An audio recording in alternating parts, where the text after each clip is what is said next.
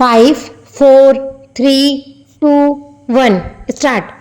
सूखे और बाढ़ सहायता कार्यक्रमों में व्यस्त होने के बावजूद इतने कम समय की पूर्व सूचना पर दिल्ली आने के लिए आप सबका धन्यवाद। आज हमारे सामने सबसे गंभीर चुनौती है। 1987 में ऐसा सूखा पड़ा है जो अपने प्रभाव और विशालता दोनों दृष्टियों से वास्तव में अभूतपूर्व है। देश के बहुत से भागों में बारिश बहुत ही कम हुई है। कुछ राज्यों में इस बार तीसरे और चौथे वर्ष लगातार सूखा पड़ रहा है। कई इलाकों में अगस्त के उत्तरार्ध में हुई वर्षा से मिली राहत के बावजूद बुनियादी स्थिति में कोई परिवर्तन नहीं हुआ। कम वर्षा की दृष्टि से इस वर्ष के सूखे की तुलना 1965 के सूखे से की जा सकती है। हर वर्ष कुछ राज्यों को सूखे या बाढ़ का सामना करना पड़ता है। यह उनके लिए कोई असामान्य बात नहीं है, लेकिन हमारे सामने आज जो स्थिति है वह बिल्कुल ही अलग है। हम सामान्य उपायों से इसका मुकाबला नहीं कर सकते। इसके लिए पूरे राष्ट्र में इसका सामना करने के लिए इच्छा शक्ति जागृत करने के प्रयास करने होंगे।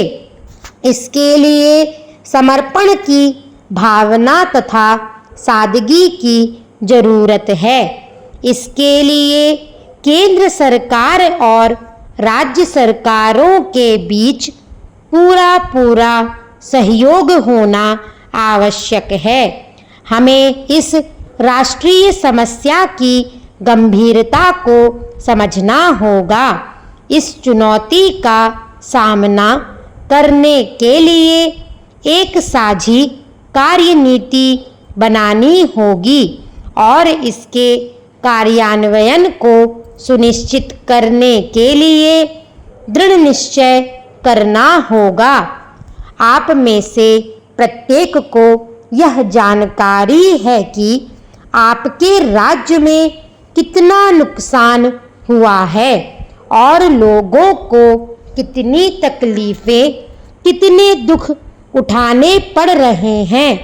मैं कुछ बुरी तरह से प्रभावित क्षेत्रों का दौरा करके स्वयं जानकारी प्राप्त कर रहा हूँ। इसमें कोई शक नहीं है कि स्थिति बहुत ही गंभीर है।